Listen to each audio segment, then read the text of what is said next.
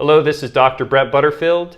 Today I'm going to talk to you about phase 0 of healing, which is about embracing a new path. This is the phase of healing that someone begins right after their initial consultation.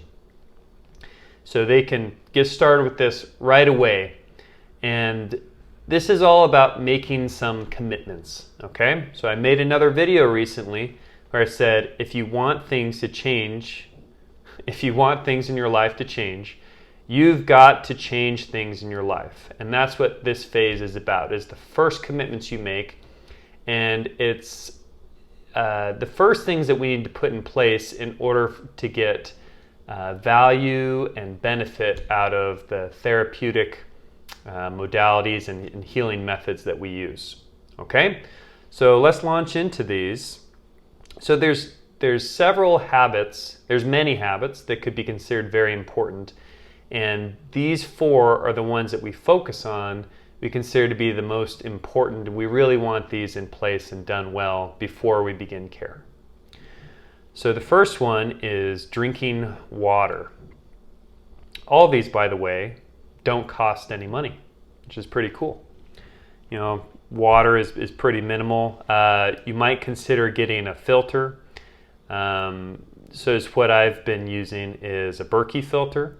I'm looking into some other possible ways of filtering your water, but that's the one that I'm using right now.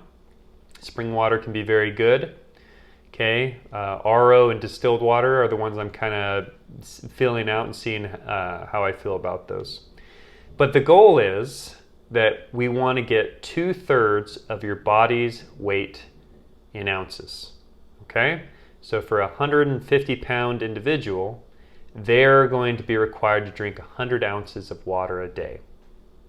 Kind of an easier formula is to do 1 quart of water for every 50 pounds of body weight. And when you're starting off, it is best to measure your water. And I still do this. It lets me know where I'm at during the day. So I drink from a quart jar. I like drinking from glass. And so, you know, I need to drink just over 3.5 of these a day. I'm 185 pounds right now. Okay. And my weight, I've actually gained weight. I fixed my testosterone and I gained 30 pounds. And I have to remind myself to drink more water because I got used to drinking 3 quarts. So that's the first thing we want to consider. Now, if you're going to be drinking these amounts of water, it is quite a bit. At first, it's going to require some discipline. You got to have, make yourself do it a little bit. I'm to the point now where I feel like it's hard for me to go without it. I feel thirsty, which is good. I'm glad that I got that mechanism working now. But another thing to consider is you want to be consuming salt if you are drinking these amounts of water. Otherwise, you might become hyponatremic. You're going to be urinating more. You're going to be passing more minerals, salts out of your urine.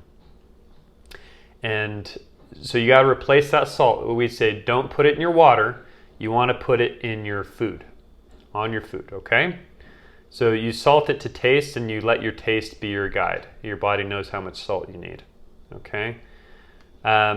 You're going to get used to drinking that much water. The more you do it, the less you'll have to use the bathroom. Your bladder will expand, your body will soak up that water.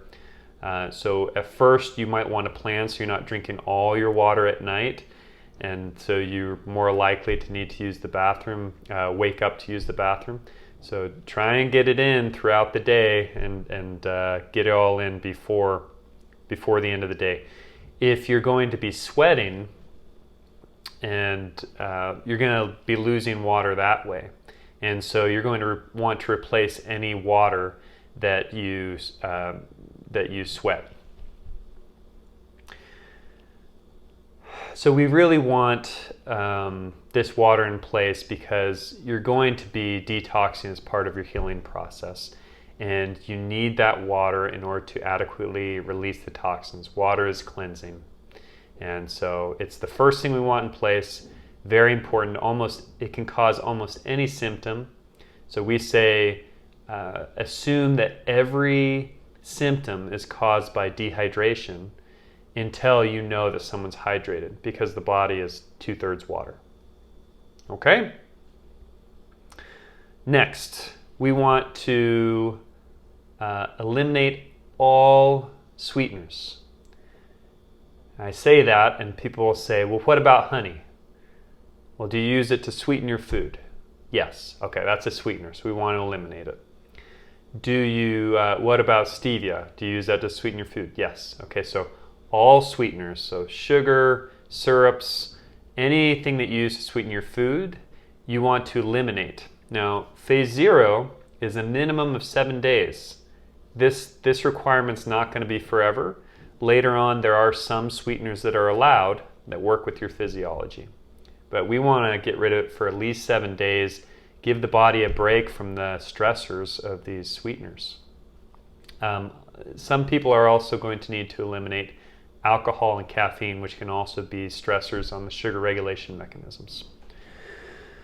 Okay, next is physical fitness. So the goal, if you are bodily able, if you don't have physical limitations, the goal would be to hit an hour a day of physical fitness. This may be something as simple as walking, but more rigorous activity if you can handle that. And I recommend, for this phase, there's not a specific type of fitness. It's just you're moving your body, you're getting your heart rate going. And so find something maybe that you enjoy, or just something that you know that you can do consistently. Okay? If you do have physical limitations, the bare minimum that we want to hit is 20 minutes 3 times a week. And that's only if you have physical limitations. Don't cheat yourself. But this is a process of listening to your body. If you feel worse after you work out, then you may have pushed it too hard. So it's better to go too slow than too fast. We want to get there. Slow is fine.